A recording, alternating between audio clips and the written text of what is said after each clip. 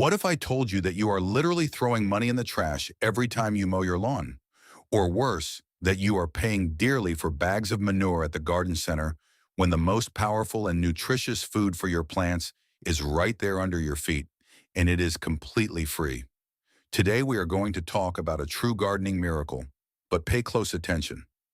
I am not talking about that rotten, stinky grass water that many people teach on the internet. And I am also not talking about composting, which takes an eternity to be ready.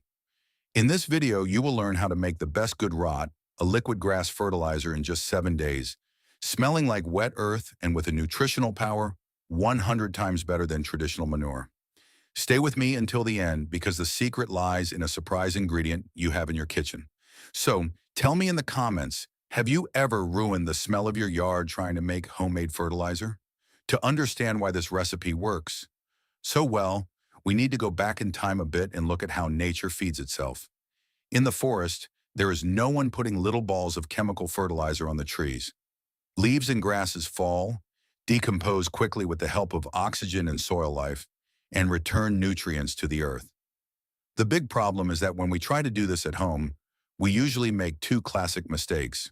The first is the famous anaerobic grass tea, the one where you throw water on the grass, cover the bucket, and let it rot. This creates an oxygen-free environment dominated by bacteria that produce hydrogen sulfide gases. The result is that unbearable sewage smell that, besides bothering the neighbors, can even be toxic to sensitive roots. The second path is the traditional compost bin, which is wonderful, but takes about 6 months to turn grass into soil. What we are going to do here is use the science of multiplying aerobic microorganisms. We are going to create an oxygen-boosted grass tea that extracts all the nitrogen, potassium, and phosphorus from the fresh plant in record time without any bad smell. Let's start by debunking a big myth about the use of manure. Many people blindly believe that cow or horse manure is the magic and irreplaceable solution for any vegetable garden. But the truth that few people tell is that store-bought manure nowadays often brings hidden problems. First, it can be loaded with weed seeds that survive the animal's digestive system. You fertilize the garden and suddenly weeds sprout everywhere. Furthermore, if the cattle were treated with certain medications or herbicides in the pasture, these chemical residues can end up directly in your organic garden, harming the growth of sensitive plants like tomatoes and bell peppers. In contrast, the grass that grows in your own yard is a safe, clean source of nutrients, and you have total control over what was applied to it. It is a pure resource that your plants will absorb much more safely and easily. And why is grass so special? A blade of grass is a true nitrogen powerhouse. Nitrogen is the macronutrient most demanded by plants during their growth phase. It is responsible for giving that dark, vibrant green color to the leaves and making the plants take leaps in development. Imagine cut grass as a concentrated vitamin supplement. When you cut the grass, it is full of sap, vitamins, minerals, and live enzymes. If you simply throw it in the trash, you are wasting a treasure. But pay attention. There is a fundamental rule here. We need to use fresh, recently cut grass. Dry grass, the kind that has already turned brown and straw-like, has lost most of its nitrogen and turned into just carbon. For our 7-day super fertilizer, we want green grass full of life and cellular water ready to release its power. Now talk about the first practical step, collecting the grass. Ideally, you should collect the grass right after mowing. It doesn't matter if it was cut with a lawnmower, shears, or a weed whacker. The important thing is that the pieces are shredded. The smaller the grass pieces, the greater the contact area with the water, and the faster the nutrient extraction will be. It's like making tea. Chopped leaves release flavor much faster than whole leaves. But beware of a crucial detail. If you have applied any kind of weed killer or selective herbicide to your lawn in the last 3 weeks, do not use this grass under any circumstances. These chemicals do not disappear in the water and will end up killing the plants in your garden when you water them. Use only grass that has grown naturally and without poisons. The next essential element of our recipe is the container. You will need a large bucket or a plastic drum, depending on the size of your garden. The golden rule for the ratio is simple and doesn't require a scale. You are going to fill half the volume of your bucket with the freshly cut grass. You don't need to press or pack the grass down at the bottom. Just toss it in loosely until it reaches the middle of the bucket. This amount is perfect because it ensures an ideal ratio between the green material and the water we will add later. If you put in too much grass, the mixture will become too dense, hindering oxygen circulation, which is the big secret to avoiding bad smells. A 5-gallon 20L bucket is an excellent size to start doing your first test at home. With the grass in the bucket, it's time to add the water. But stop right there. Don't go running to turn on the hose and fill the bucket straight from the tap. That is a fatal mistake that destroys the fertilizer on the very first day. The tap water that reaches our homes is treated with chlorine, and chlorine has only one function: to kill bacteria. The problem is that our liquid fertilizer depends entirely on live beneficial bacteria to work. If you add chlorinated water, it will sterilize the mixture and it won't ferment properly. The solution is very simple. If you don't have stored rainwater, fill buckets with tap water and let them sit outdoors uncovered for at least 24 hours. Chlorine is a volatile gas and will completely evaporate from the water during this period, leaving the water clean and safe for our microorganisms to work. You will take this chlorine-free water and top off the bucket that already has the grass, leaving about a handspan of space from the rim. Do not fill it to the brim as the mixture will bubble and foam over the next few days, and we don't want your precious fertilizer spilling on the ground. But here comes the big difference between our method and that traditional stinky leach sheet. We are not going to cover the bucket. Exactly what you heard. Forget airtight lids. We need the oxygen from the air to be in contact with the water at all times. If you close the bucket, the bacteria that don't need oxygen will take over the environment. They are the great villains of bad smells, producing that unmistakable rotten egg odor. Leave the bucket open, or at most cover it with a thin cloth, tulle, or a mosquito net just to prevent dengue mosquitoes from laying eggs inside. We have reached the secret ingredient. Remember I said we had a trick up our sleeve? To speed up the process and ensure the fertilizer is ready in just 7 days, we are going to add an energy catalyst. You will add 2 heaping tablespoons of sugar to the water for every 2.5 gallons or 10 L of water. It can be granulated sugar, brown sugar, or even sugarcane molasses. But why sugar in the fertilizer? It's not to sweeten the soil. The sugar acts as a fast-absorbing energy drink for the beneficial bacteria. As soon as you add the sugar, the aerobic bacteria naturally present in the grass and the air begin to multiply explosively. They use this energy to break down the grass fibers quickly, releasing the nutrients into the water at an accelerated rate. It is this simple handful of sugar that turns a slow process into a 7-day miracle. There is one more optional but incredibly powerful accelerator that you can add at this point. It is what we call a natural inoculant. Go to an old tree in your yard or a clean park. Push aside the dry leaves fallen on the ground and grab a nice handful of that dark, sweet-smelling soil right on the surface mixed with decomposing leaves. This is the leaf litter. Throw this handful of forest soil into your bucket with grass and water. This soil is a true nursery of wonderful microorganisms, beneficial fungi like trichoderma, and bacteria specialized in decomposition. By throwing the soil into the bucket, you are introducing an army of elite workers into your fertilizer. They will join the sugar in the grass, creating a relentless task force that will dissolve the cell walls of the grass and extract every last drop of vitamins. Now pay close attention, because this is the step that will determine whether your fertilizer will smell like a wet forest or rotting garbage. It is the manual labor of the recipe, mechanical aeration. Every day, at least twice a day, in the morning and late afternoon, you need to take a long stick or a pipe and vigorously stir the liquid in the bucket. But it's not just a light swirl, no. You have to agitate it, create a whirlpool, make the water hit the edges. The goal here is to force fresh oxygen into the water. Think of it as if you were beating a cake batter or stirring a soup on the stove. Every time you stir forcefully, air bubbles enter to mixture, feeding the aerobic bacteria, the ones that do good and don't smell bad. If you forget to stir for 2 days, the oxygen in the water will run out, the bad bacteria will take over, and the bad smell will appear. Let's talk about the ideal place to leave your bucket during these 7 days of magic. The water temperature directly influences the speed of the process. If it's too cold, the bacteria will work slowly. If it's too hot, they might die. The perfect spot is a shaded but warm place under a tree, on a covered porch, or in a corner by the wall, where the strong midday sun doesn't hit.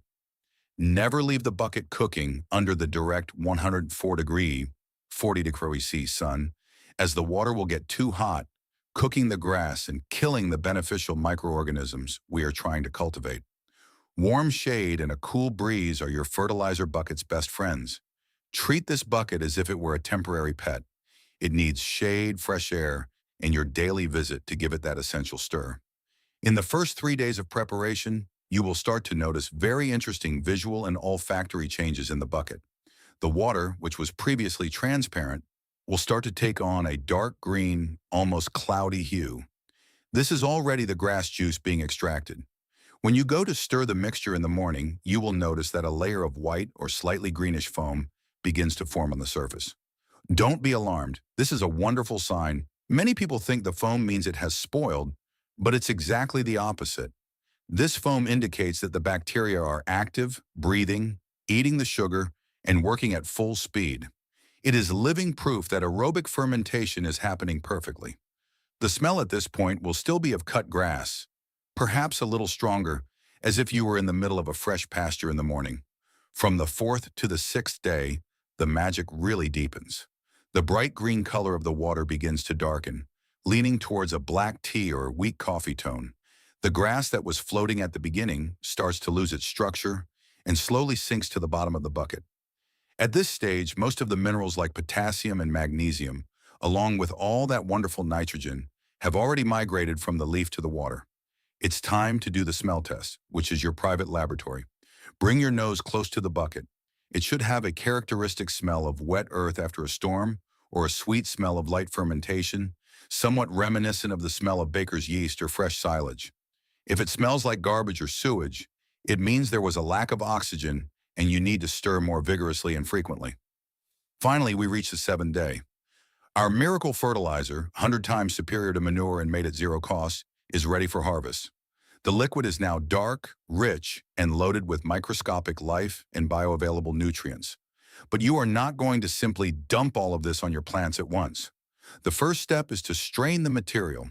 You can use an old sieve, a pasta strainer, or even an old cotton shirt to separate the precious liquid from the grass remnants left at the bottom.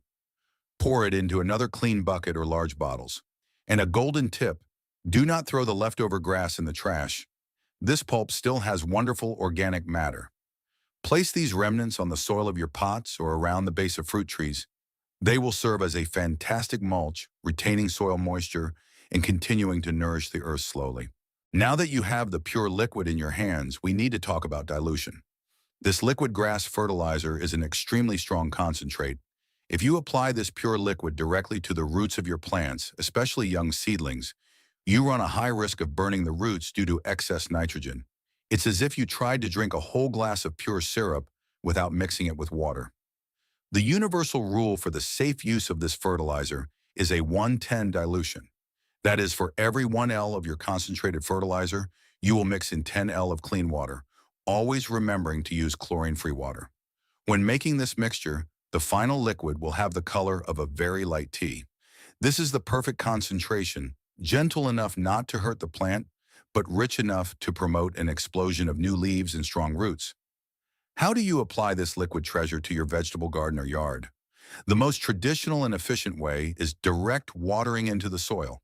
With a regular watering can, apply the diluted mixture around the base of the plants, soaking the soil well so that the liquid reaches the root zone. The soil acts like a sponge, absorbing the liquid nutrients almost immediately. Unlike granular fertilizer, which takes days or weeks to dissolve and penetrate the soil, our liquid fertilizer goes to work in a matter of hours. The plant drinks the nutrients instantly, and the beneficial microorganisms that came along in the liquid begin to colonize the soil, improving the earth's structure and protecting the roots against disease-causing fungi. It is a double health injection for your yard. Besides watering the soil, there is a second application technique, which is the secret of great organic producers. Foliar feeding. Did you know that plants also drink through their leaves? They have tiny openings called stomata, which open to breathe and absorb moisture. You can put your diluted fertilizer in a spray bottle and apply a fine mist directly onto the leaves of the plants, but pay attention to the clock. Foliar feeding should only be done in the early hours of the morning before the sun gets hot, or in the late afternoon when the sun is already setting. If you spray the leaves under the strong midday sun, the water droplets will act like magnifying glasses, concentrating the sun's rays and causing severe burns to the plants. Absorption through the leaves is the fastest way to correct nutritional deficiencies in plants that are yellowing or weak. Which plants will love receiving this nutrient bath? Since this fertilizer is extremely rich in nitrogen, the king element of vegetative growth, it is the dream food for all the leafy greens in your garden. Lettuce, kale, arugula, spinach, basil, and chives will grow at a frightening speed with broad, deep green leaves. It is also fantastic for the initial development stage of fruiting plants like tomatoes, bell peppers, and eggplants, helping to form a thick stem and a leaf structure strong enough to support the fruit later on. Furthermore, your non-flowering ornamental plants like ferns, pothos, and monstera will respond wonderfully well, gaining a spectacular shine on their foliage. On the other hand, you need to know when to hold back. Like everything in life, excess is also harmful. Do not apply this nitrogen-rich fertilizer to plants that are at the peak of their flowering period or starting to bear ripe fruit, such as a tomato plant loaded with red tomatoes. If you give too much nitrogen at this stage, the plant may abandon the production of fruits and flowers to go back to growing only leaves. You will have a giant, beautifully green tomato plant, but with no tomatoes to eat. Another group of plants you should avoid watering with this fertilizer are succulents and cacti. These desert plants are adapted to very poor and dry soils. If you put such a strong and rich liquid fertilizer on them, their sensitive roots can rot quickly. Save the liquid gold for plants that are hungry for leaves and accelerated growth. What is the ideal application frequency? Unlike water, which you need to provide almost every day, fertilizer is a heavy meal.